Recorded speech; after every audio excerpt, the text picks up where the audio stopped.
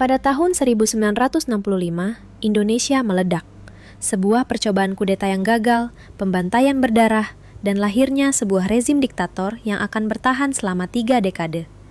Kisah yang selama ini kita dengar adalah sederhana, yaitu seorang pemimpin karismatik dan revolusioner, Soekarno, digulingkan oleh seorang jenderal yang haus kekuasaan, Soeharto, beserta lingkaran ekonom yang dilatih di Amerika, yang dikenal sebagai mafia Berkeley.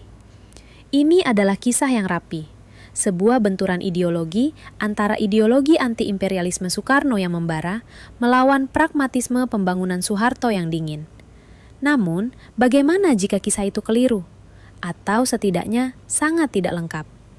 Sebuah studi terobosan oleh sejarawan Farabi Fakih mengungkapkan kebenaran yang lebih dalam dan lebih meresahkan.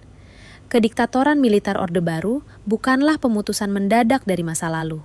Kediktatoran itu adalah konsekuensi logis yang hampir tidak terelakkan dari sebuah proses yang dimulai bertahun-tahun sebelumnya. Revolusi sebenarnya terjadi bukan pada tahun 1965. Revolusi yang sebenarnya adalah revolusi manajerial yang sunyi yang terjadi di lorong koridor universitas, akademi militer, dan lembaga bantuan asing sepanjang tahun 1950-an. Inilah kisah tentang bagaimana para ahli, ekonom, dan tentara membangun negara manajerial jauh sebelum kudeta, dan mengapa Soekarno, sang pemimpin besar revolusi, justru turut membantu mereka melakukannya. Untuk memahami kebangkitan Orde Baru, kita harus memulai dari tahun 1950-an, periode yang dikenal di Indonesia sebagai demokrasi liberal. Bagi dunia barat, ini adalah eksperimen yang penuh harapan. Namun bagi banyak orang Indonesia, ini adalah mimpi buruk, periode yang penuh dengan korupsi, ketidakstabilan, dan kebuntuan politik. Antara tahun 1950 dan 1957, 7 kabinet silih berganti. Ekonomi stagnan, pemberontakan daerah mengancam akan merobek negara muda ini.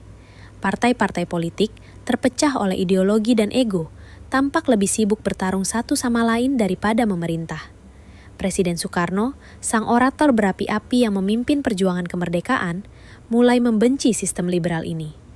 Ia melihat demokrasi liberal sebagai ideologi impor dari dunia barat, dan sebuah alat untuk neokolonialisme yang mendorong nilai-nilai individualisme dan konflik, bukan persatuan yang dibutuhkan untuk membangun bangsa yang modern. Ia menyerukan suatu konsep yang baru, demokrasi terpimpin.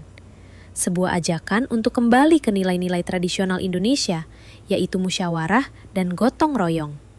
Kekuasaan negara akan dipusatkan di bawah kepemimpinan revolusionernya.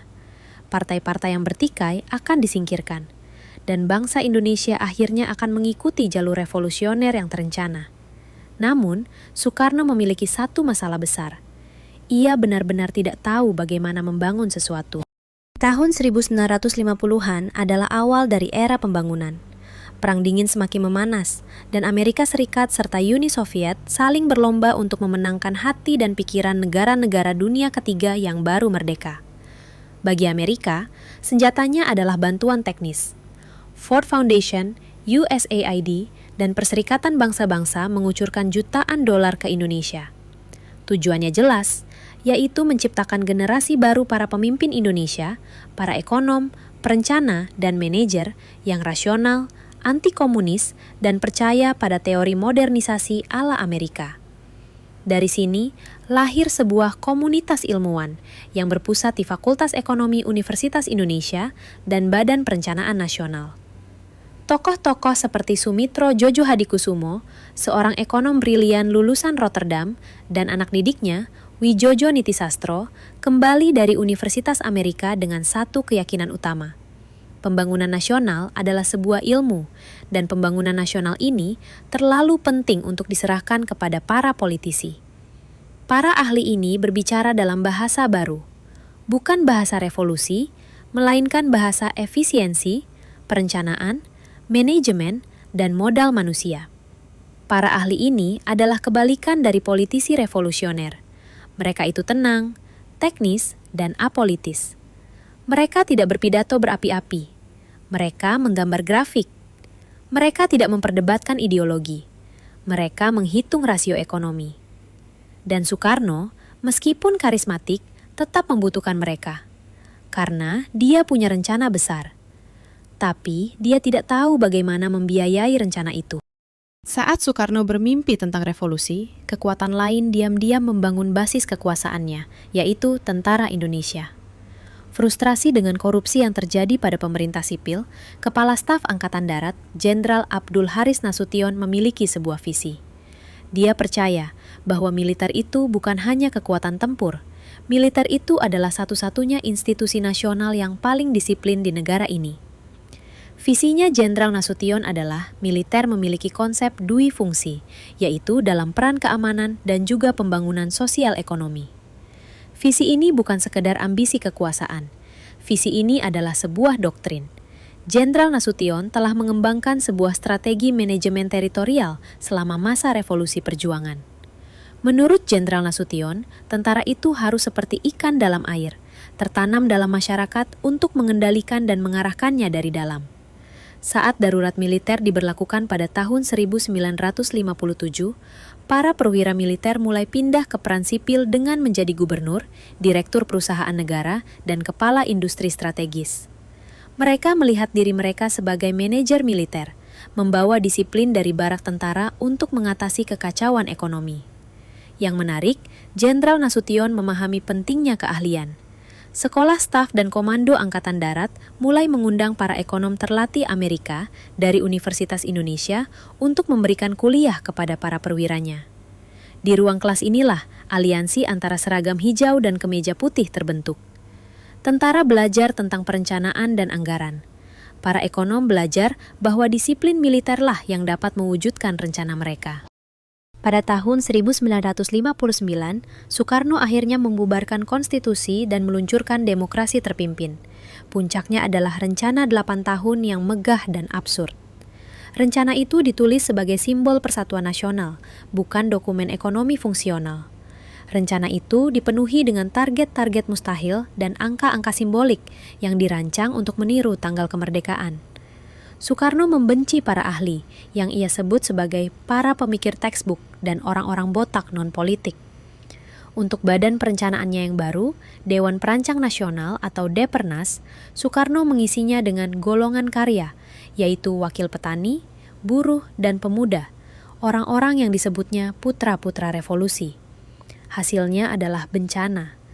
Rencana Soekarno itu sama sekali tidak dapat dilaksanakan. Ekonomi Indonesia meroket ke tingkat hiperinflasi, yang inflasinya mencapai 100% lebih setiap tahunnya. Utang luar negeri meledak. Perusahaan negara sekarang dijalankan oleh para loyalis Soekarno yang tidak memiliki pelatihan manajemen menjadi lubang hitam inefisiensi. Pada tahun 1962, kenyataan tidak bisa disangkal. Eksperimen revolusi non-profesional Soekarno telah gagal. Satu-satunya orang yang bisa membaca neraca adalah para ahli yang sebelumnya ia pinggirkan. Tahun 1962 adalah titik balik. Soekarno terpaksa mundur. Dia membubarkan Badan Perencanaan Korporatisnya Depernas dan menciptakan yang baru dengan nama Badan Perencanaan Nasional atau Bappenas.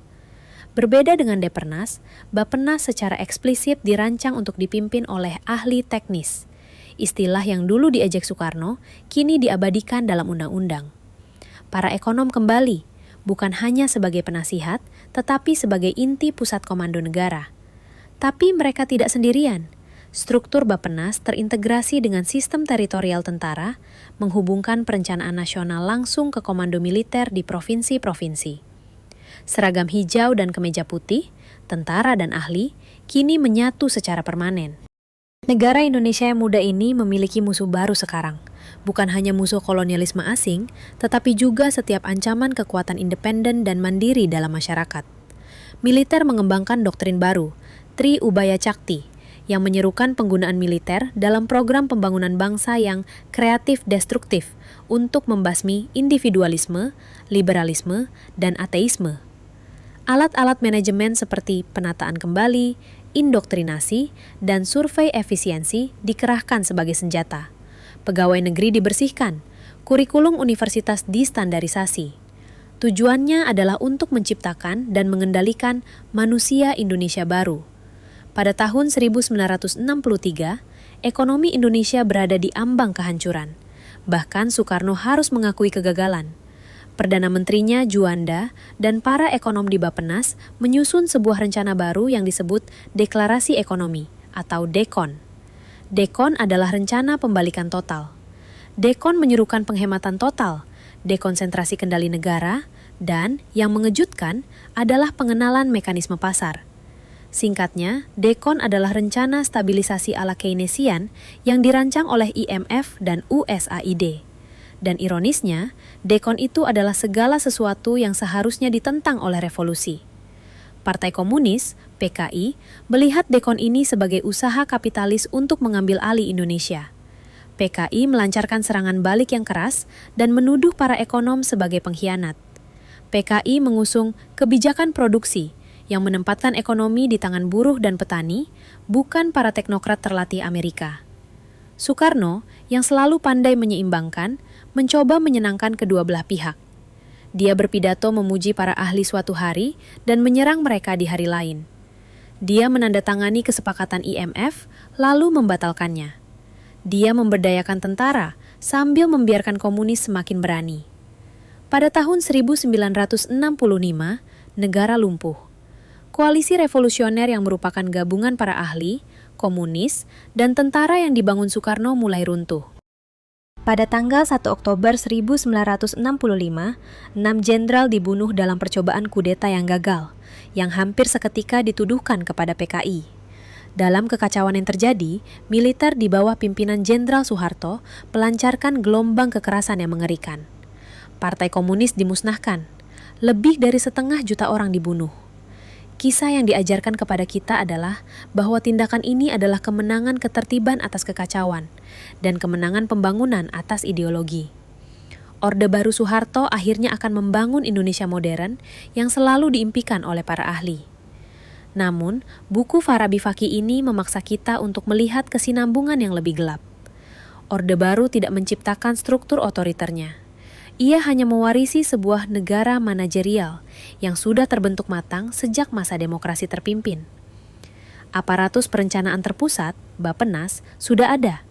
Doktrin dui fungsi militer sudah ada. Keyakinan bahwa para ahli harus memimpin dan rakyat harus mengikuti sudah ada. Bahkan teknik penataan kembali dan kontrol ideologis yang disempurnakan di bawah kepemimpinan Soekarno. Soekarno tidak kalah dari para jenderal karena dia lemah. Soekarno kalah karena sistem yang dia bangun untuk memberdayakan revolusinya justru akhirnya menjadi sangkar bagi Soekarno.